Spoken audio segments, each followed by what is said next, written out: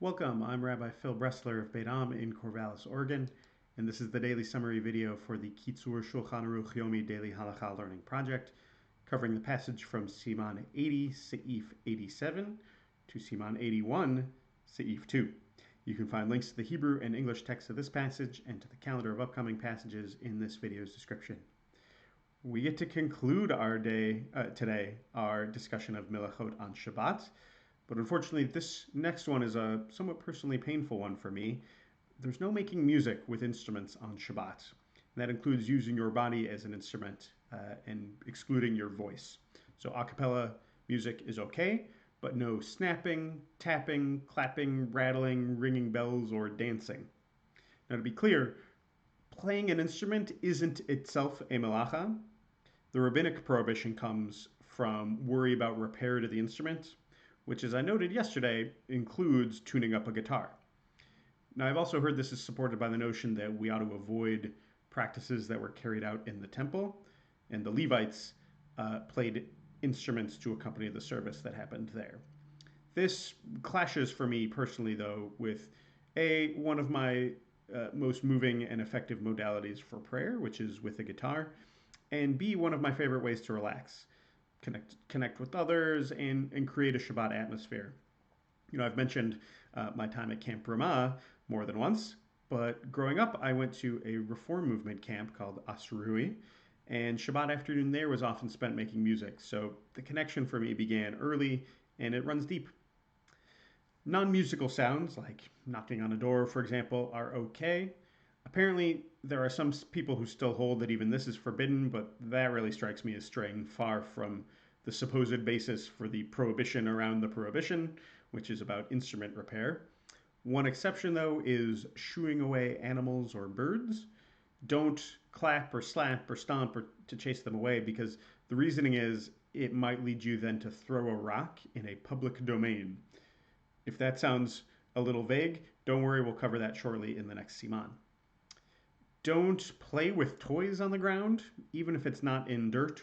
I guess this is, the worry about malacha number one, plowing again. It's extended to all floors so that you don't mistakenly do it on a dirt floor or encourage someone else to follow your example and do it on a dirt floor. But the Kitzur also says not to worry about protesting if someone else, a woman or a child, if they do it. Apparently they won't listen to you anyway. I don't know about the women in my life, but the children, that is certainly true. And if they're not going to listen to you and they're going to continue doing it after you've warned them, now they're transgressing intentionally instead of unintentionally. So that's why it's better off just to not worry about it and don't bother rebuking them. Folding garments, I would say folding up a talit after prayers, is a prime example of this. Apparently involves an intricate problem. The Kitzur doesn't elaborate here. It just says don't do it.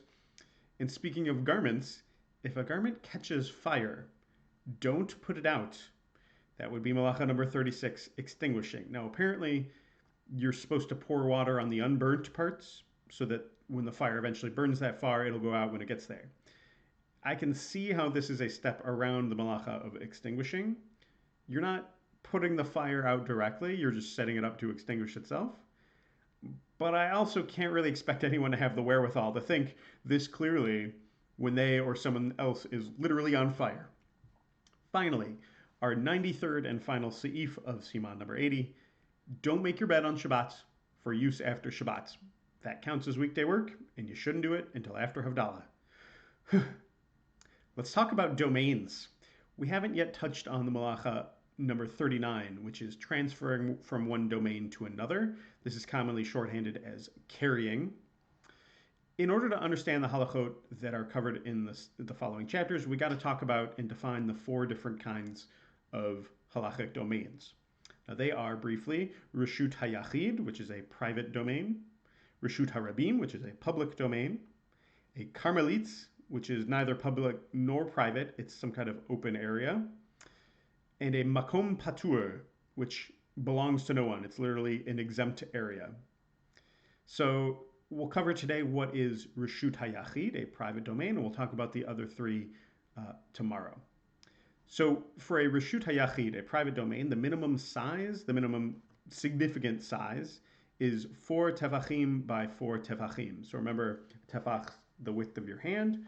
It's about 8 centimeters is the standardized distance. So about 32 centimeters by 32 centimeters, about big enough for a person to stand in it.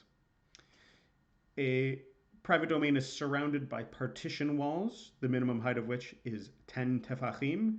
The thickness of the wall is immaterial to this. That 10 tefachim height might be important. That's the minimum height for a sukkah to be. That's the minimum height for a significant wall. And these partitions can be down below ground or above it. So like a hole or a trench can qualify as a private domain. And so can a mound, something elevated as well. A box or a barrel can qualify. A box, obviously, that's large enough and square. But a barrel, even though it's round, that can be large enough if your 4x4 square can fit inside. My Pythagorean theorem, remembered from middle school, tells me that that's a barrel with a diameter of at least about 5.7 tefachim. Now, regardless of where this space is located, it's the fact that it's enclosed that makes it a private domain.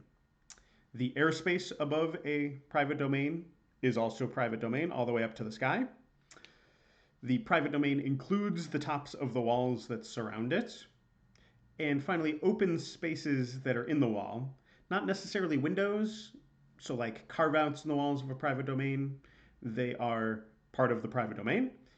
And even if they go all the way through the wall, like a window, that area, what you might think of as like the window sill, that's still also private domain. We'll talk about the remaining domains tomorrow, but that's all for today. As always, our learning is dedicated to Rabbi Shlomo Gansfried, the author of the Kitzur, and the historic Jewish community of Uzhhorod, Ukraine. See you tomorrow.